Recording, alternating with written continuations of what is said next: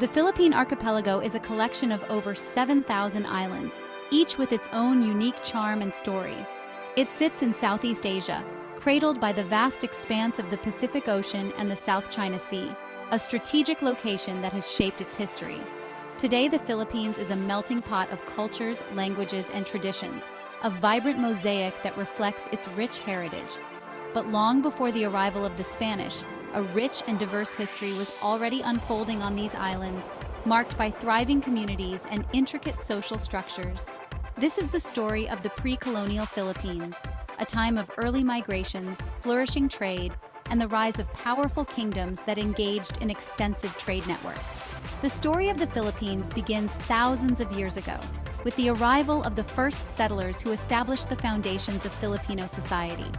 Our ancestors journeyed across the seas, navigating vast distances to reach these shores, bringing with them their hopes, dreams, and aspirations. They brought with them their own unique customs, beliefs, and ways of life, which would later blend with those of other groups. Over centuries, these diverse groups interacted and intermingled, creating the vibrant cultural tapestry we see in the Philippines today, a testament to the resilience and adaptability of its people. From the rugged mountains of Luzon to the sun-drenched beaches of Palawan, each island holds traces of this captivating past, waiting to be discovered and appreciated. Join us as we delve into the world of pre-colonial Philippines, exploring the lives of our ancestors, their daily activities, and the enduring legacy they left behind, which continues to influence Filipino culture today. The first humans to call the Philippines home were the Negritos. These skilled hunter-gatherers arrived on the archipelago as early as 67,000 years ago. They likely traveled across land bridges that connected the Philippines to mainland Southeast Asia during the last ice age. Today, these land bridges are submerged beneath the sea. The Negritos, also known as Ayita or Agta, lived in harmony with nature. They were experts in foraging for food, hunting wild animals, and gathering forest products.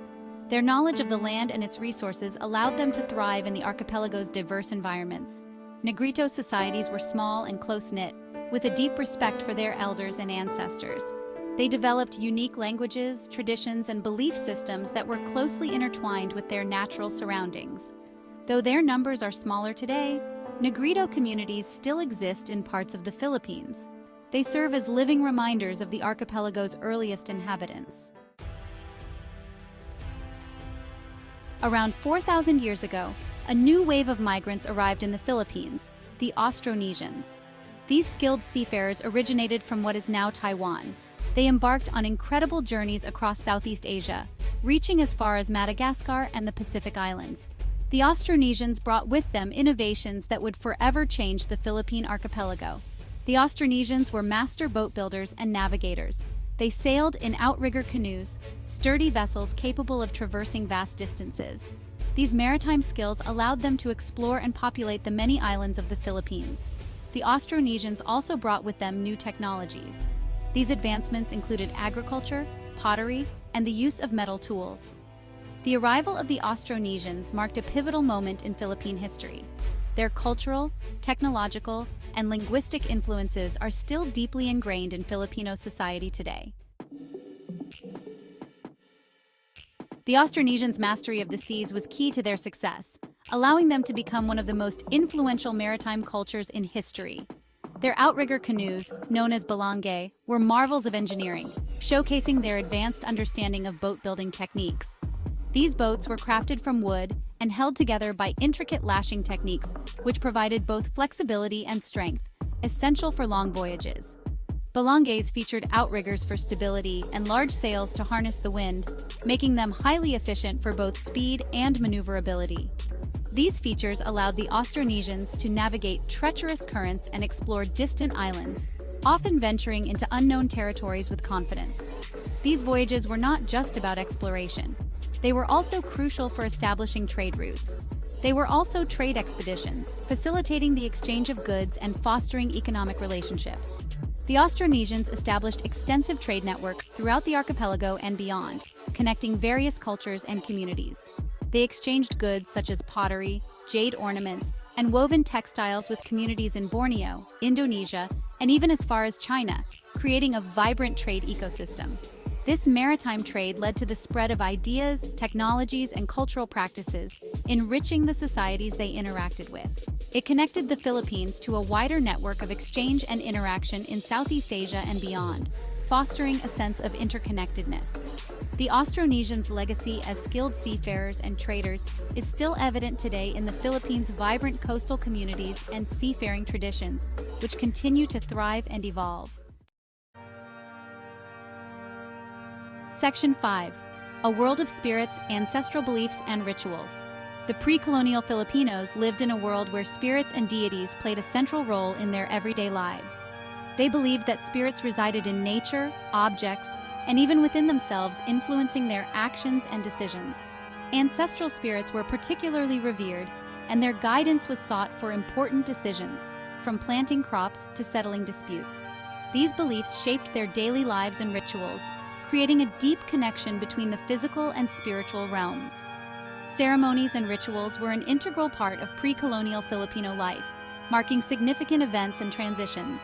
Shamans, often women, acted as intermediaries between the physical and spiritual worlds, guiding their communities with wisdom and insight. They performed rituals to appease the spirits, ensure good harvests, and protect communities from harm, believing that harmony with the spiritual world was essential for prosperity. Burial practices also reflected their spiritual beliefs, with elaborate ceremonies to honor the deceased. The Manunggul jar, discovered in a cave in Palawan, is a testament to this rich tradition. This intricately carved burial jar depicts two souls on a journey to the afterlife, symbolizing the belief in life beyond death. It is a remarkable example of pre-colonial Filipino artistry and their profound beliefs about the afterlife, showcasing their artistic skills and spiritual depth.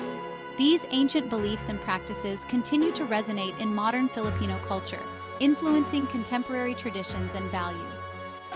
From the respect for elders to the belief in supernatural beings, traces of this rich spiritual heritage can still be seen today, reflecting a continuity of cultural identity and reverence for the past. Section 6. From barangays to sultanates, the growth of complex societies. As the population grew and interactions between communities intensified, more complex social and political structures emerged. Small, independent villages called barangays became the building blocks of larger political entities. These barangays, usually consisting of 30 to 100 families, were led by a datu or chieftain. The datu was responsible for maintaining order, resolving disputes, and leading the community in times of war or crisis. Power was often hereditary, passed down through generations within a ruling family. However, leadership was also based on personal qualities like strength, wisdom, and the ability to command respect. By the 14th century, influenced by the arrival of Islam, some coastal areas in the southern Philippines developed into sultanates. These sultanates, like those in Sulu and Maguindanao, were larger and more centralized forms of government compared to the barangay system. Section 7. The Rise of Tondo, a thriving coastal kingdom. One notable kingdom that emerged in pre-colonial Philippines was the Kingdom of Tondo. Situated in the fertile delta of the Pasig River, Tondo controlled a strategic trading post that connected Luzon Island to the rest of Southeast Asia. Chinese and other foreign traders flocked to Tondo's bustling port, exchanging goods like silk, porcelain, and gold for local products. Tondo's rulers, known as the Lakans, grew wealthy and powerful from the flourishing trade. They commanded a fleet of ships and controlled a network of alliances with neighboring barangays. The Lakans of Tondo wielded significant influence in the region. They played a key role in shaping the political landscape of pre-colonial Luzon. The kingdom's prosperity is evidenced by archaeological finds like the Laguna copperplate inscription. This artifact, dating back to the 10th century, is the earliest known written document found in the Philippines. Section 8. The Sultanate of Sulu power in the south. In the southern Philippines, another powerful entity emerged, the Sultanate of Sulu. Founded in the 15th century, the Sultanate of Sulu held sway over a vast maritime area encompassing parts of Mindanao, Palawan, and even portions of Borneo. The arrival of Islam in the 14th century played a significant role in the establishment of the Sultanate. Arab traders and missionaries introduced the Islamic faith, which quickly gained a foothold in the region. The Sultanate of Sulu became a center of Islamic learning and culture in Southeast Asia. The sultans of Sulu commanded a powerful navy. They controlled trade routes and engaged in commerce with neighboring sultanates and kingdoms. They also defended their territory from external threats, including Spanish expeditions that sought to colonize the region.